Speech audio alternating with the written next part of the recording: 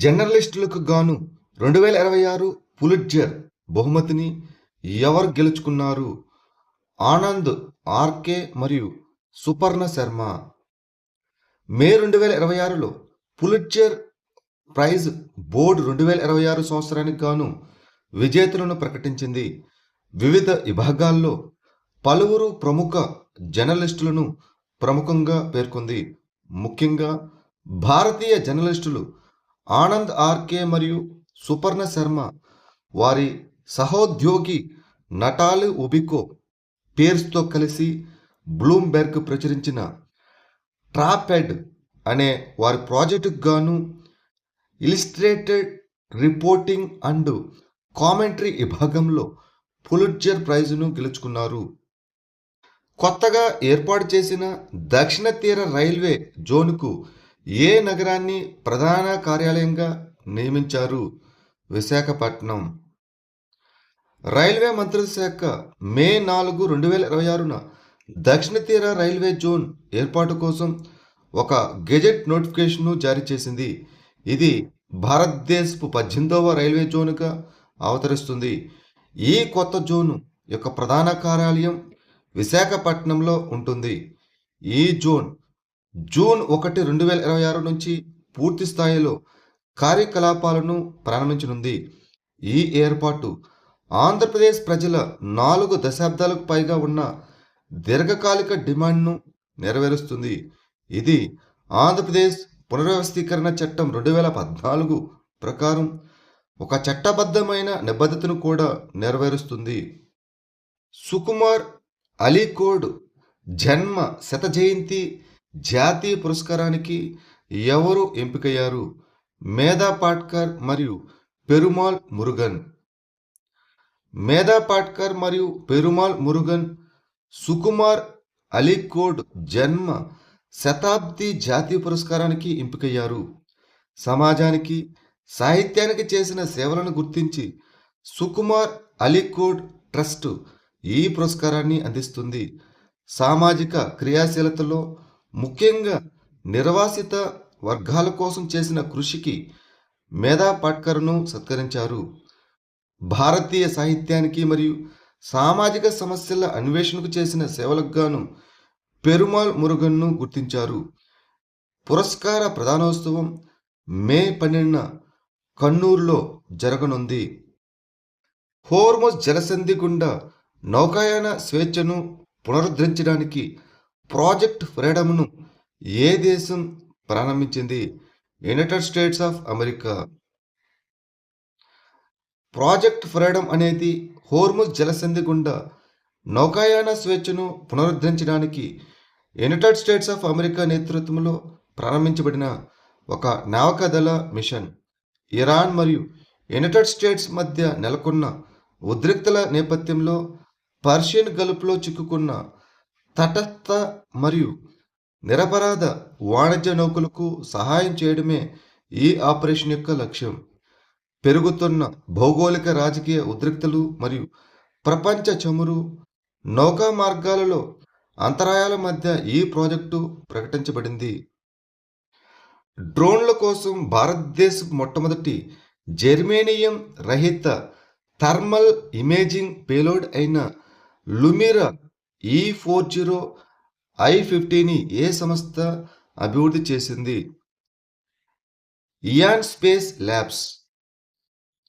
Ian Space Labs డ్రోన్ల కోసం భారతదేశ మొట్టమొదటి జెర్మేనియం రహిత థర్మల్ ఇమేజింగ్ పేలోడ్ అయిన లుమిరా E40 I-50ను అభివృద్ధి చేసింది.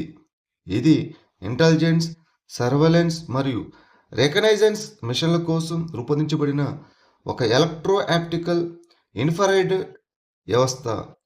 ఇది చైనా సరఫరా గొలుసులపై ఆధారపడడాన్ని తగ్గిస్తుంది.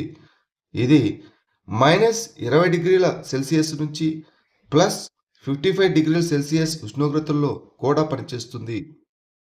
భారతదేశ పత్తి రంగాన్ని ప్రోత్సహించడానికి 2026 మే నెలలో కేంద్ర మంత్రివర్గం ఆమోదించిన కార్యక్రమం పేరు ఏమిటి? పత్తి ఉత్పాదకత mission. Mission for cotton productivity. Narendra Modi అధ్యక్షతన జరిగిన కేంద్ర మంత్రివర్గం పత్తి ఉత్పాదకత మిషన్ 2026-27 నుంచి 2030-31 వరకు కోసం 5,659.22 కోట్లను ఆమోదించింది. ఈ మిషన్ భారత ప్రభుత్వ 5F దార్శనికతకు అనుగుణంగా ఉంది. Farm to fibre, factory, fashion to foreign. ఇది అధిక దిగుబడినిచ్చే, వాతావరణ మార్పులను తట్టుకునే మరియు తెగుళ్లను నిరోధించే విత్తనాలను అభివృద్ధి చేయడంపై, అలాగే ఆధునిక వ్యవసాయ సాంకేతికతలను ప్రోత్సహించడంపై దృష్టి పెడుతుంది. ఇటీవల వార్తల్లో కనిపించిన లిపులేక్ కనుమ అనగా లిపులేక్ పాస్ ఏ రాష్ట్రంలో ఉంది? ఉత్తరాఖండ్. 1816 నాటి సుగౌలి ఒప్పందాన్ని ఉటంకిస్తూ లిపులేక్ పాస్ ద్వారా కైలాస్ మానసరోవర్ యాత్రను భారత్ పునఃప్రారంభించడాన్ని నేపాల్ ప్రభుత్వం వ్యతిరేకించింది. లిపులేక్ కనుమ ఉత్తరాఖండ్లోని కుమవోన్ ప్రాంతంలో ఉన్న ఒక ఎత్తైన పర్వత కనుమ. ఇది భారత్, నేపాల్, చైనాల త్రిసంధికి సమీపంలో ఉండడం వలన వ్యూహాత్మకంగా ముఖ్యమైనది. ఈ కనుమ భారతదేశంలోని ఉత్తరాఖండ్ను చైనాలోని టిబెట్ ప్రాంతంతో కలుపుతుంది. ఇది సుమారు 5,334 మీటర్ల ఎత్తులో ఉంటుంది. రోజుకు ఒక పూట చిరుధాన్యాలు అనే ప్రచారాన్ని ఏ సంస్థ ప్రారంభించింది? Indian Institute of Millet Research. చిరుధాన్యాల వినియోగాన్ని ప్రోత్సహించడానికి Indian Institute of Millets Research, Nutrihub మరియు మిల్లెట్ మార్వెల్ సంస్థలు రోజుకు ఒక పూట చిరుధాన్యాలతో భోజనం అనే జాతీయ ప్రచార కార్యక్రమాన్ని ప్రారంభించాయి. ఈ ప్రచారం ప్రజలను ప్రతిరోజు కనీసం ఒక చిరుధాన్యాల ఆధారిత భోజనాన్ని చేర్చుకోవాలని ప్రోత్సహిస్తుంది మరియు చిరుధాన్యాల పోషక ప్రయోజనాల గురించి అవగాహన కల్పిస్తుంది. స్వచ్ఛమైన సముద్ర ఇంధనం కోసం ప్రోపోపిస్ జూలిఫ్లోరాను బయో మిథనాల్గా మార్చేందుకు గుజరాత్లోని ఏ ఓడరేవు పైలట్ ప్రాజెక్టును ప్రారంభించింది? దీన్ దయాల్ పోర్టు, కాండ్లా. దీన్ దయాల్ పోర్టు స్వచ్ఛమైన సముద్ర ఇంధనం కోసం ప్రోసోపిస్ జూలిఫ్లోరాను బయో మిథనాల్గా మార్చేందుకు ఒక పైలట్ ప్రాజెక్టును ప్రారంభించింది. ఈ ప్రోసోపిస్ జూలిఫ్లోరా అనేది ఫాబేసి కుటుంబానికి చెందిన ఒక ముళ్ళ పొద లేదా చిన్న చెట్టు మరియు భారతదేశంలో ఇది ఒక ప్రధాన ఆక్రమణ విదేశీ జాతిగా పరిగణించబడుతుంది. భారతదేశంలో ఇది గుజరాత్లో ముఖ్యంగా గడ్డి మైదానాలు మరియు కాండ్లా పోర్టు సమీప ప్రాంతాల్లో విస్తృతంగా వ్యాపించింది. వ్యాపారాలకు రుణ హామీ మద్దతును అందించడానికి కేంద్ర మంత్రివర్గం ఇటీవల ఆమోదించిన పథకం పేరు ఏమిటి? Emergency Credit Line Guarantee Scheme, ECLGS 5.0. Narendra Modi అధ్యక్షతన జరిగిన కేంద్ర మంత్రివర్గం వ్యాపారాలకు ఆర్థిక ఉపశమన కల్పించేందుకు Emergency Credit Line Guarantee Scheme 5.0ను ఆమోదించింది. ఈ పథకం సభ్య రుణ సంస్థలకు National Credit Guarantee Trustee Company Limited ద్వారా రుణ హామీ మద్దతును అందిస్తుంది.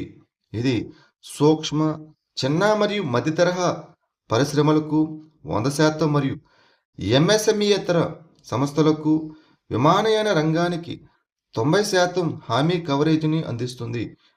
ఈ పథకం మార్చి 31, 2027 వరకు చెల్లుబాటులో ఉంటుంది. ఇటీవల వార్తల్లో కనిపించిన నేగ్లేరియా ఫౌలేరి అనగా ఏమిటి? ఇదొక మెదడును తినే అమీబా. వాతావరణ మార్పుల కారణంగా పెరుగుతున్న ఉష్ణోగ్రతలు నేగ్లేరియా ఫౌలేరి అనే మెదడును తినే అమీబా వ్యాప్తిని పెంచవచ్చని శాస్త్రవేత్తలు హెచ్చరించారు. ఈ అమీబా సాధారణంగా సరస్సులు, నదులు, చెరువులు, వేడి నీటి బుగ్గలు మరియు తేమతో కూడిన నేల వంటి వెచ్చని మంచినీటి వనరుల్లో కనిపిస్తుంది. ఇది ముక్కు ద్వారా మానవ శరీరంలోకి ప్రవేశించి మెదడు కణజాలాలపై దాడి చేస్తుంది. ఈ నేగ్లేరియా ఫౌలేరి సంక్రమణ వలన ప్రైమరీ అమీబిక్ మెనింగో ఎన్సెఫలైటిస్ అనే వ్యాధి వస్తుంది. ఇది కేంద్ర నాడీ వ్యవస్థకు సంబంధించిన ఒక అరుదైన కానీ అత్యంత ప్రాణాంతకమైన వ్యాధి. స్వామిత్వ పథకాన్ని ఏ మంత్రిత్వ శాఖ ప్రారంభించింది? పంచాయతీరాజ్ మంత్రిత్వ శాఖ, the ministry of Panchayati Raj. Swamitva పథకం అనేది పంచాయతీరాజ్ మంత్రిత్వ శాఖ యొక్క ఒక కేంద్ర రంగ పథకం. ఈ స్వామిత్వ అనగా survey of villages and mapping with improvised technology in village areas. దీనిని జాతీయ పంచాయతీరాజ్ దినోత్సవం సందర్భంగా ఏప్రిల్ 24, 2021న దేశవ్యాప్తంగా ప్రారంభించారు. గ్రామీణ కుటుంబాలకు చట్టబద్ధమైన ఆస్తి యాజమాన్య కార్డులను అందించడమే ఈ పథకం యొక్క లక్ష్యం. భారత రిజర్వ్ బ్యాంకు ఆర్బీఐ డిప్యూటీ గవర్నర్గా ఎవరు నియమితులయ్యారు? రోహిత్ జైన్. రోహిత్ జైన్ను 3 ఏళ్ల కాలానికి నియమించిన అనంతరం Reserve Bank of India deputy గవర్నర్ల మధ్య పోర్టుఫోలియోలను పునర్వ్యవస్థీకరించింది. టి రవిశంకర్ స్థానంలో బాధ్యతలను చేపట్టిన రోహిత్ జైన్ కార్పొరేట్ వ్యూహం, ఐటీ, ఫిన్టెక్, విదేశీ మార్గం, రిస్క్ పర్యవేక్షణ వంటి కీలక విభాగాల బాధ్యతలను స్వీకరించారు. ఎలక్ట్రానిక్ గోల్డ్ రిసిప్ట్స్ ఏ సంస్థచే నియంత్రించబడతాయి? Securities and Exchange Board of India, SEBI. National Stock Exchange NSC electronic gold రిసిప్ట్స్ను ఒక కొత్త ట్రేడింగ్ విభాగంగా ప్రారంభించింది. ఎలక్ట్రానిక్ గోల్డ్ రిసిప్ట్స్ అనేవి డీమ్యాట్ ఖాతాల్లో ఉంచిన భౌతిక బంగారం యొక్క యాజమాన్యాన్ని సూచించే డీమెటలైజ్డ్ సెక్యూరిటీలు. దీనికి ఆధారమైన బంగారం securities and Exchange Board of India, SEBI నియంత్రిత వాటిల్లో నిల్వ చేయబడుతుంది. సెబీ రిజిస్టర్డ్ వాల్ట్ మేనేజర్ సురక్షితమైన నిల్వ మరియు ప్రామాణీకరణను నిర్ధారిస్తారు. ఇటీవల వార్తలో కనిపించిన దాస్ ద్వీపం ఏ దేశంలో ఉంది? UAE, United Arab Emirates. Ukraine, Primorsk మరియు తువాప్సే ప్రాంతాలలో సహా రష్యా ఇంధన మౌలిక సదుపాయాలపై సుదూర దాడులను తీవ్రతరం చేసింది. ఇంతలో ఎల్ఎన్జీ క్యారియర్ అల్ అస్టాన్ హోర్ముజ్ జలసంధి ద్వారా దహేజ్ నుండి దాస్ ద్వీపానికి తన రాకపోకలను పునఃప్రారంభించింది. ఇది ప్రాంతీయ స్థిరత్వం మెరుగుపడుతున్నట్లు సూచిస్తుంది. ఈ దాస్ ద్వీపం పర్షియన్ గల్ఫ్లో ఉన్న ఒక ద్వీపం మరియు ఇది యునైటెడ్ అరబ్ ఎమిరేట్స్కు చెందినది. దాస్ ద్వీపం చమురు మరియు ద్రవీకృత సహజ వాయువు ఉత్పత్తి మరియు ఎగుమతులకు ఒక ప్రధాన వ్యూహాత్మక కేంద్రం.